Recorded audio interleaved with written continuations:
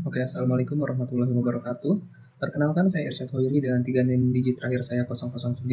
Saya berasal dari kelas A jurusan Teknologi Rekayasa Otomasi Angkatan 2024. Di sini saya akan menjelaskan mengenai sistem kendali suhu dengan Autonix, TK4S, T4RN dengan pengambilan data secara manual yang merupakan tugas kelima praktikum dasar sistem kontrol.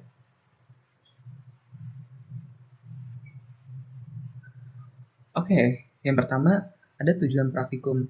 Tujuan praktikum ini adalah memahami prinsip dasar sistem kendali temperatur otomatis menggunakan controller digital Autonix TK4S T4RN dengan sensor thermocouple tipe K.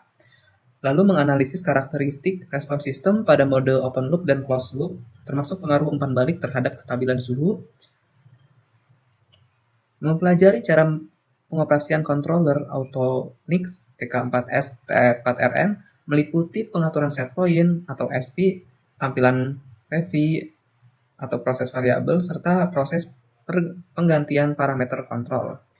Lalu dia juga berfungsi untuk mengetahui cara pengambilan data suhu secara manual untuk memperoleh grafik hubungan antara suhu dan waktu, dan menganalisis kinerja sistem kendali on-off dengan histeritis dan membandingkannya dengan kontrol PID berdasarkan parameter seperti overshoot, setting time, dan stabilitas sistem. Oke, kita next. Setelah itu di sini saya akan masuk ke pengertian respon sistem itu sendiri. Jadi respon sistem adalah perubahan keluaran atau output suatu sistem terhadap masukan atau input yang diberikan. Dalam konteks sistem kendali temperatur, respon sistem menggambarkan bagaimana suhu berubah dari waktu ke waktu ketika controller memberikan sinyal pengendalian atau input kepada pemanas atau heater.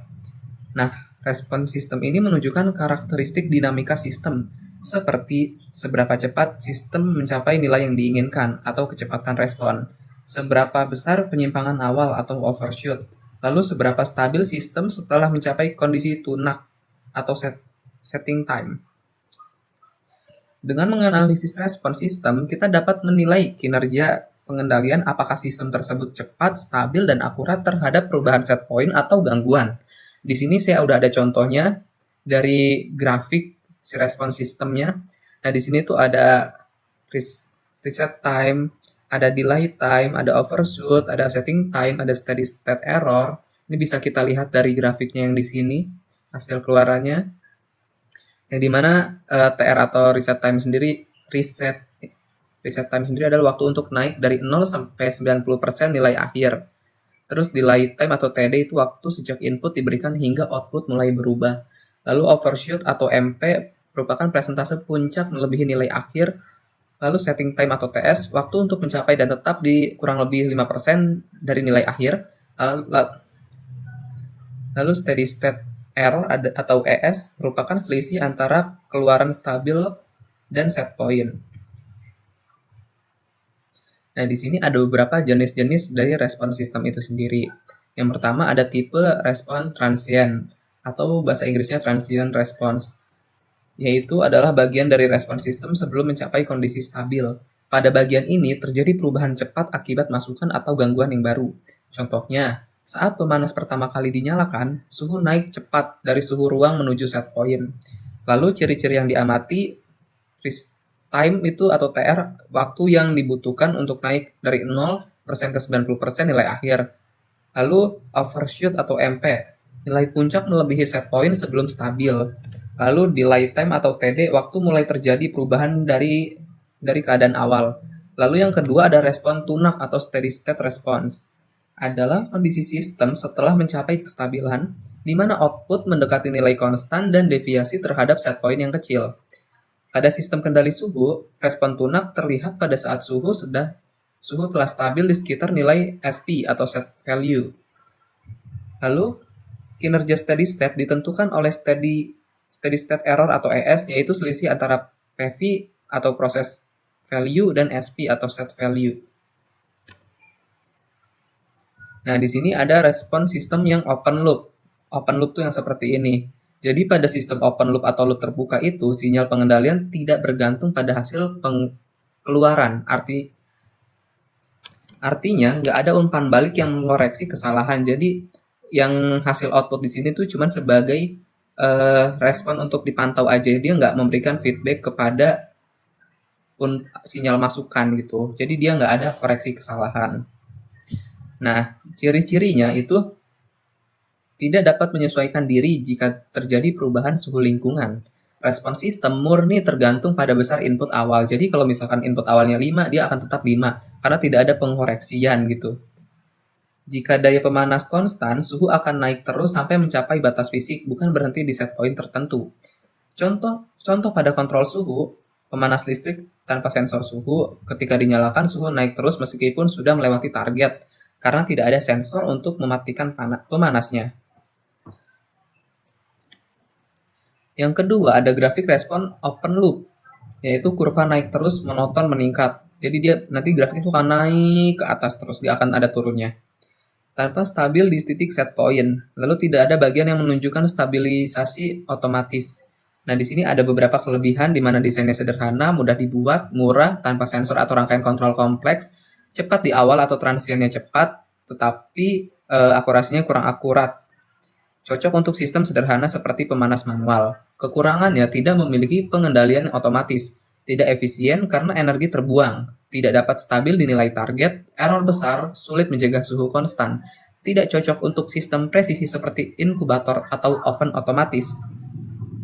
Oke, kita next. Nah, di sini ada respon sistem yang closed loop atau kebalikannya dari open loop. Pada sistem closed loop atau loop tertutup, sinyal pengendalian dipengaruhi oleh hasil keluaran atau feedback. Controller membandingkan nilai keluaran aktuator atau PV dengan nilai yang diinginkan atau SP dan menghasilkan aksi koreksi jika terjadi selisih error. Jadi sinyal hasil keluaran ini dia pun akan menjadi sinyal feedback yang akan masuk ke sini. Jadi nanti dia akan membandingkan nilai keluaran yang di sini dengan nilai yang diinginkan yang di sini. Dan nanti controller itu berfungsi untuk menghitung errornya berapa. Nah, ciri-cirinya mampu menyesuaikan diri terhadap perubahan suhu lingkungan. Kesalahan atau error dapat dikoreksi secara otomatis. Output dapat stabil di sekitar nilai set point. Contohnya, pemanas suhu dengan Autonix, TK4S, T4RN, dan sensor thermocouple tipe K. Ketika suhu aktual PV lebih rendah dari set point atau SP, controller mengaktifkan pemanas on ketika suhu melebihi set point. Controller mematikan pemanas atau off. Proses ini berlangsung terus hingga suhu stabil di sekitar nilai target. Grafik respon, kurva suhu naik mendekati set point, mungkin sedikit melewati overshoot, lalu turun dan stabil di sekitar set point, menandakan adanya pengendalian otomatis yang efektif. Kelebihannya desain sederhana, mudah dibuat,